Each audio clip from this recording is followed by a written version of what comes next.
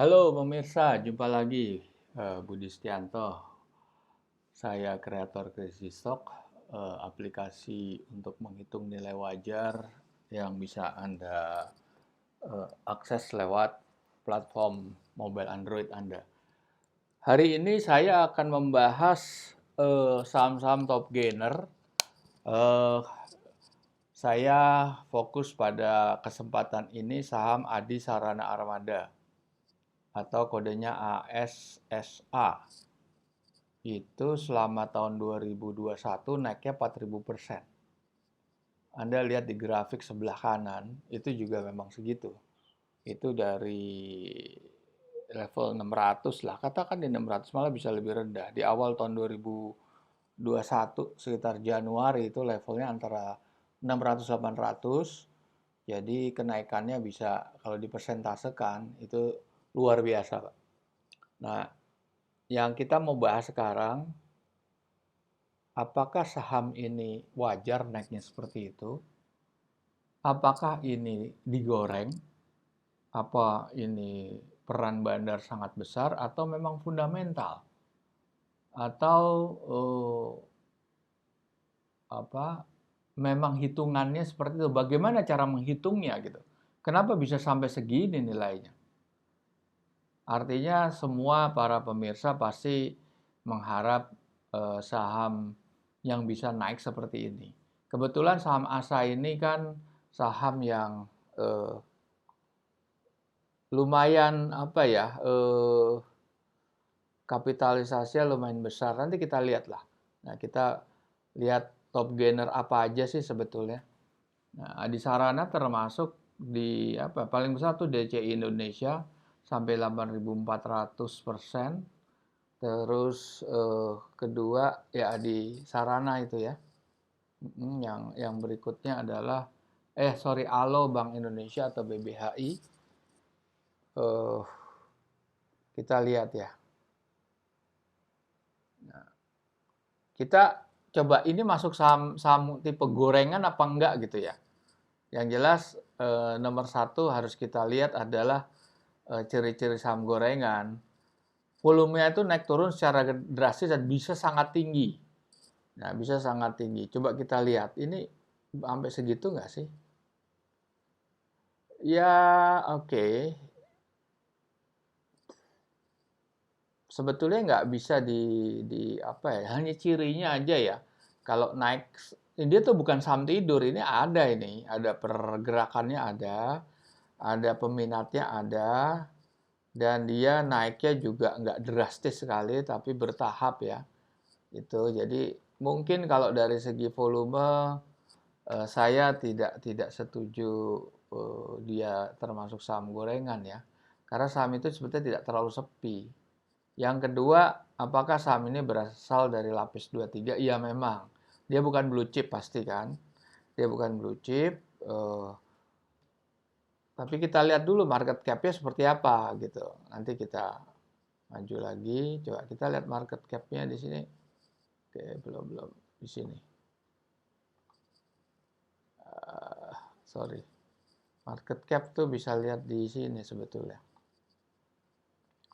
Market cap-nya itu 12 triliun. Wah, ini nggak bukan perusahaan, bukan kacangan nih. Bukan kacangan. Nah, ini kan dibilang begini ya.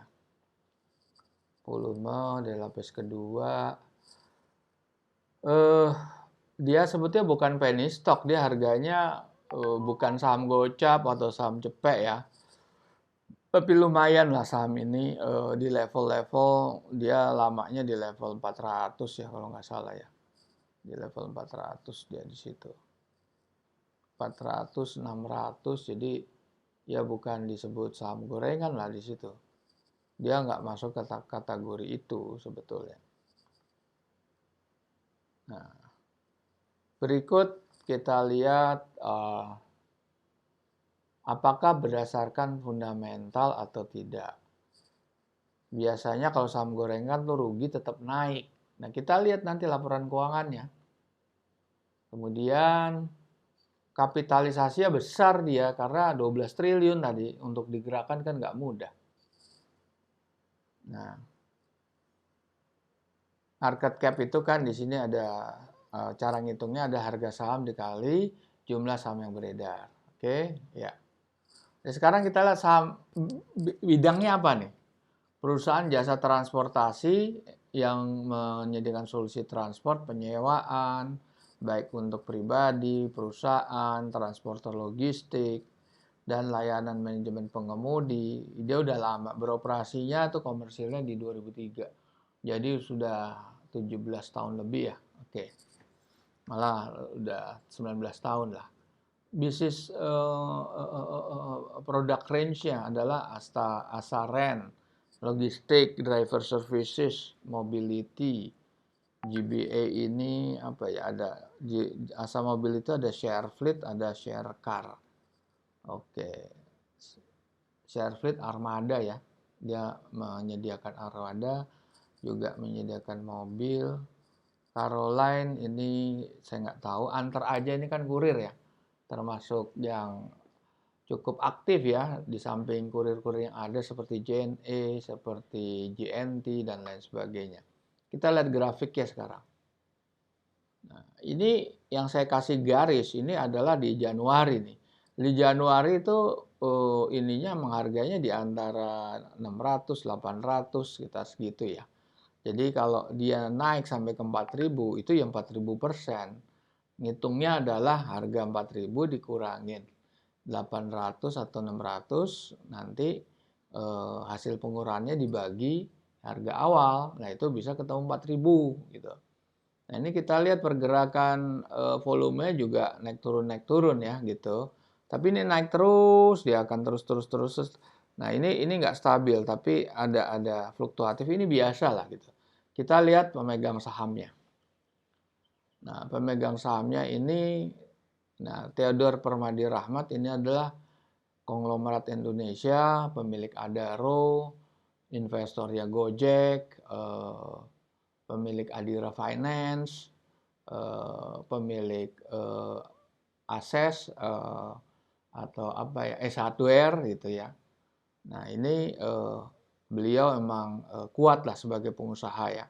Dia memiliki 5% di sini, tapi di perusahaan dia memiliki 23-24%. Nah, publik di sini 38,5. Artinya apa ya? Dengan kapitalisasi 12 triliun lebih dan kepemilikan publik 38, ya bisa kita katakan ini susah digoreng saham kayak gini. Karena kapitalisasinya besar. Nah, sekarang kita lihat ininya ya, histori daripada laporan keuangan. Ini yang kita lihat adalah yang utamanya, yaitu parameter-parameter yang utama atau key financial parameter, karena di easy stock itu yang dihitung juga parameter ini ya. Anda lihat di ini ya. Nah, easy stock. Easy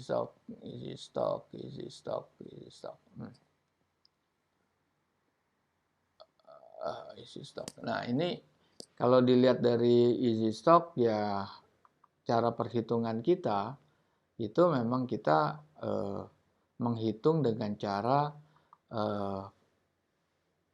financial key parameter ini, penjualan, belanja modal, utang jangka pendek jangka panjang, laba bersih setelah pajak, penyusutan, net current asset. Nah, ini yang saya kuning-kuningkan, ini adalah yang terpenting. Karena dari sisi earning itu harus menghasilkan net free cash flow atau free cash flow. Free cash flow-nya kita lihat naik terus nih. Sempat turun di kuartal, tapi kuartal ya ini kan bicaranya harus di 12 bulan kan. Ini kalau Q2 masih semester 1, semester 3, kuartal ketiga. Nah, kuartal keempatnya kan 7,7. Dan kuartal ketiga aja udah lebih dari kuartal keempatnya. Ini 12 bulan, ini baru 9 bulan. Udah mencapai, udah melewati free cash flow-nya di akhir tahun lalu. Akhir tahun 2020 ya, artinya laporan keuangan akhir tahun 2020. Nah, kita lihat di sini, memang di sini kalau dilihat dari perbandingan di neraca, modal kerjanya adalah net current asset dikurangi utang jangka pendek. Ini sebetulnya modal kerjanya tuh negatif. Artinya kalau modal kerja negatif, neracanya sudah pasti negatif karena untuk mengcover hutang jangka pendek aja nggak mampu dia, apalagi dengan utang jangka panjang. Tetapi di sini kan bukan faktor utama, artinya book value itu bukan, atau nilai likuidasi bukan faktor utama, tapi adalah faktor sebagai supporting. Artinya di dalam kalkulasi kita, kalkulasi isi stok itu juga dihitung, tapi yang utamanya ada di free cash flow di sini. Nah kita lihat perkembangan grafiknya, sorry. Nah grafiknya. Nah, kita lihat di sini ya, kita kan memakai tiga parameter hasil summary ya daripada key financial parameter tadi yang ada 10 kalau nggak salah. Nah, net profitnya, net working capital, dan free cash flow. Ini naik. Net working capital emang improve sekali, tapi dia masih negatif. Tapi dibanding tahun 2000, ini kan 2020 ya. Iya 2020 dia negatifnya luar biasa. Nah, ini kenaikan di ini yang paling luar biasa adalah cash flow. Cash flow itu melonjak di mana tahun 2019 itu ini boleh dibilang nih saat Covid ini. 2019 kan mulainya Covid ya. Sebetulnya Covid itu 2020 ya sebetulnya, tapi dia sudah berdampak, tapi pada saat Covid malah dia naik. Luar biasa nih naik ya. Kalau laba itu relatively oke ya, dia bisa stabil ya. Tapi yang jelas adalah di sini free cash flow itu menunjukkan penghematan di sini. Entah itu belanja modalnya dikurangi, atau ada non-recurring income yang lebih besar daripada expense-nya. Dan itu bisa nutup capital expenditure, bisa nambah terus terang laba setelah pajaknya. Berarti yang paling penting dilihat adalah free cash flow di sini. Oke. Kita sekarang menghitung dengan cara easy stock. Nah, kalau di sini ya oke, itu Anda bisa lihat. Nah, sekarang betulnya easy stock kita masih apa ya? Easy stock kita belum lagi dievaluasi karena Google itu punya ini ya. Google itu punya kebijakan baru bahwa nah ini, oke. Sekarang kita lihat dulu deh. Kita lihat di sini deh perkembangannya. Nah, harganya sekarang kan udah turun sedikit, tapi tetap di level di atas 3.000 kan, yang berasal dari 600 ya, 600 atau 400 lah. Di awal tahun 2021 tuh masih di level 600 lah kira-kira. Sebelumnya di 2020 itu di bawah itu bisa 400-an. Nah, ini kalau kita lihat dari perhitungan easy stock, ini sebetulnya intrinsic value-nya cuma 1.500 yang tertinggi, yang terendah itu negatif karena net working capital kan bisa di-cover dengan pertumbuhan income-nya, pertumbuhan cash flow. Tapi utang jangka panjangnya terlalu besar dia, jadi dia mau nggak mau dia negatif sini. Tapi yang kita lihat adalah yang positifnya. Tetap di sini overvalue, ini 3.000 nih 1.500. Nah, berarti prospek ke depannya dengan laporan kuartal ketiga, karena kita belum dapat ya laporan tahunan 2021 itu belum dapat. Ini sebetulnya nggak ada prospek ini ke depannya, karena harga udah terlalu tinggi. Oke, kita lihat nih rasio-rasionya. Return equity memang ya sebetulnya nggak menarik ya, profit margin juga tipis. Ya price earningnya terlalu tinggi, working capitalnya sebetulnya market cap-nya bagus, return on asset-nya positif. Kita lihat yang tahun 2020. 2020 ya, kuartal keempat ya. Itu intrinsic value-nya 1.500 sama. Di sini juga nggak bergerak. Itu 1551, ini 1567. 1587. Nah, intrinsic value terendahnya tuh 22. Waktu itu harganya ini kalau nggak salah di level-level apa ya? Bulan Maret nih kalau nggak salah, karena Q4 itu laporannya keluarnya di bulan Maret. Nah, karena keluarnya di bulan Maret, ya istilahnya kita baru input ya datanya. Karena kecuali insider ya, insider jelas tahu tanggal 1 Januari mungkin udah tahu dia. Atau awal Januari. Kalau kita nggak kan dirilis ke publik itu kira-kira kalau laporan tahunan nggak lama ya, nggak 1 bulan setelah closing ya. Kalau laporan kuartalan bukan tahunan itu bisa aja katakan 31 Maret itu kuartal 1, 1 bulan kemudiannya udah bisa dirilis. Tapi kalau laporan tahunan biasanya 2 bulan gitu. Jadi kalau dia closingnya 31 Desember, keluarnya itu ada akhir Februari atau Maret gitu. Nah ini kita hitung dengan harga saat itu 635, ini masih bagus, naiknya bisa sampai 1.500. Tapi kenapa dia bisa naik sampai melebihi dari perhitungan kita? Nah sebetulnya begini ya, sebetulnya perhitungan kita kan dasarnya rumusnya Benjamin Graham ya. Benjamin Graham tuh ada namanya intrinsic value discount. Nah, intrinsic value discount itu kita pakai margin of safety sebetulnya. Di sini yang disebut margin of safety-nya 30%. Nah, kalau kita naikkan margin of safety kita, ini bisa naik harganya. Katakan dan naikin dari 50%, itu bisa sampai 3.000. Jadi ya sebetulnya ini saham ini memang suatu saham yang menarik dan ini bukan gorengan sebetulnya saham ini karena kapitalisasinya besar. Nah, ini para pemirsa mungkin tanya, ini ke depannya gimana? Wah, ke depannya ini bisa nih kita robah ya. Margin of safety bisa kita robah. Tapi di sini kan itu kita sudah pakai default ya, kita harus ngitung dengan cara inilah, dengan cara manual lah. Pakai easy stock nggak bisa karena ini default kita seperti ini. Jadi, nah ini seperti kita pakai bukunya kan ini nih. Ini kan kita sudah dapat license atau intellectual property right ya. Ini security analysis bukunya Benjamin Graham sama The Warren Buffett Way ini kita gabung, itu akhirnya dapat rumus ini. Nah, rumus inilah yang menghitung nilai intrinsic value terendah dan tertinggi dan terendah.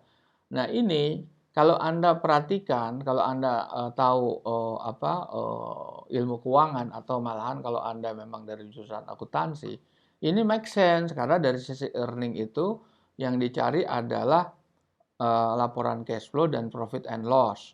Dari sisi balance sheet itu kan ada masalah utang, kita nggak bisa utang itu kita abaikan begitu aja. Nah itu kita ketemu net working capital dan surplus deficit balance sheet. Nah ini dua komponen ini digabung, diproyeksikan, didiskonvektorkan, diterapkan margin of safety, ada keluar ini. Dan diskon faktornya itu satuannya apa? Kita pakai yield government bond. Ini adalah ukuran dari investor global untuk melihat tingkat keamanan investasi di suatu negara yang terbuka, yang liberal kalau seperti Indonesia yang punya stock market ya.